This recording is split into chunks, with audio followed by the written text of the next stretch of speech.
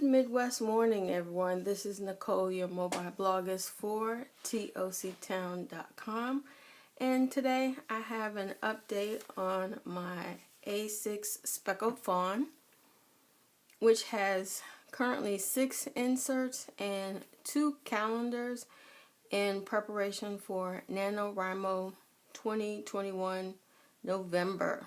So, if you don't know what NaNoWriMo is a 50,000 word project in 1 month.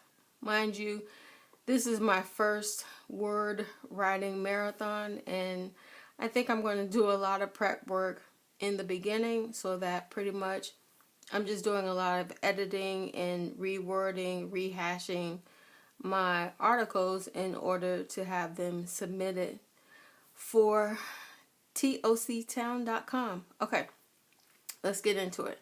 So pretty much I like to keep this traveler's notebook in one place, and at the beginning of it is a Hobonichi Techo avec. They're in the front and back pockets. This one I pretty much filled up and started using some artwork from Print Pray Slay. You can find her on her own website. She used to be on Etsy, but I think over the years they have definitely grown into a bigger corporation or culture and community. Okay, so in the first part of it, which is actually the second part, the July through December, I barely even touched it. So pretty much what I'm going to do is I'm going to leave the calendar dates alone. The calendex, I'm going to leave it as an index for the days that I write on. Probably just highlight them in maybe a word or two of what information or topic or title is on the particular page. I'll go more into it if you're interested, but pretty much the month calendar is blank. I'll definitely either stick a sticker on top of this or blank this out, but pretty much I'm going to keep the numbers in the same position. I'll probably cover the days of the week or not.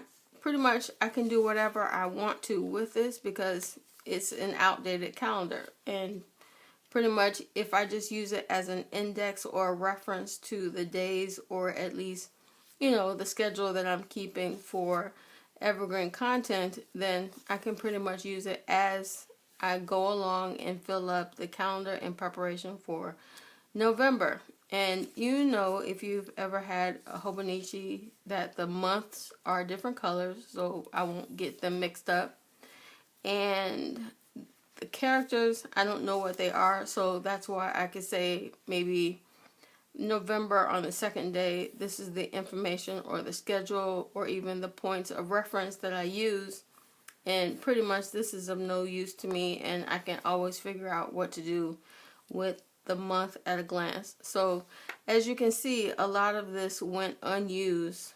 That's actually an idea that I have for a future article. So okay, so pretty much this is an evergreen content calendar, which is another type of calendar that I created in order to have my material produced on time as well as seasonal. So I can give a lot of forethought into what I'm going to prepare for my social media channels from December all the way January through December. So, and it even has a few note pages on the back in case I need to add in more information, like, you know, the dedicated devices that I use. Let's say I use another traveler's notebook, I can cross-reference the material.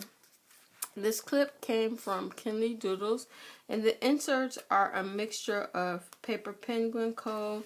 and Chic Sparrow. So if you want to pick up some for yourself, I don't know if they're still available, but you can always go ahead and make your own. There are a lot of tutorials, you know, on YouTube in reference to how the cut and the make is for each separate traveler's notebook.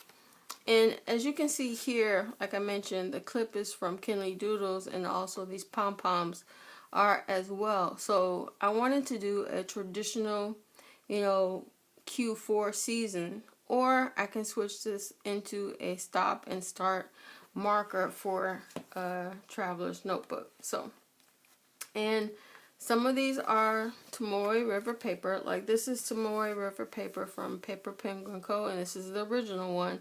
And pretty much I started writing out like what I should do when I go on retreat, as well as what are the, you know, in detail topics and titles that I want to start doing on my channel. Like maybe start some sewing projects and share with you what I created.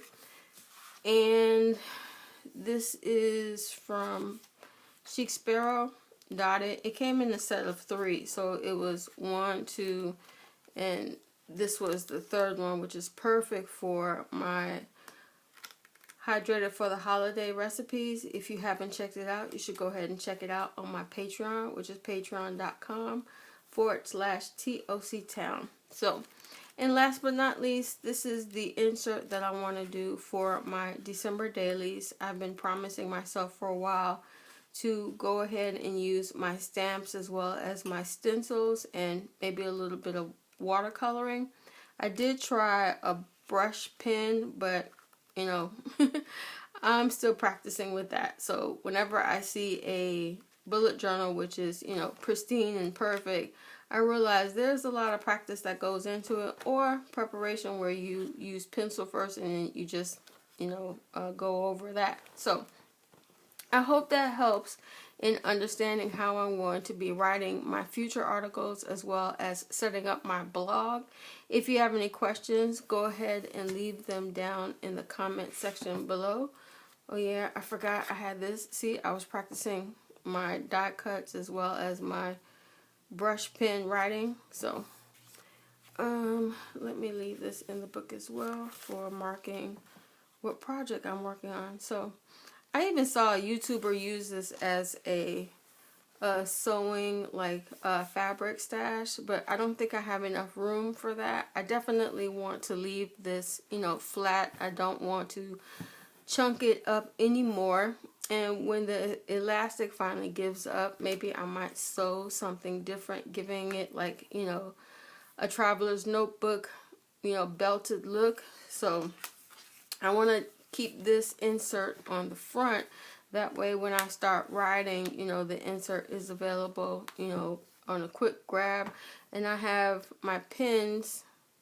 Probably gonna insert some type of pin loop here so I can keep 1 or 2, you know, pin and a highlighter, you know, whenever either I go away from the studio or even if I use another room, then I have all of my information as well as text material with me as I create. So I'm looking forward to filling this up and sharing with you more tips, tools, and artisan admin techniques.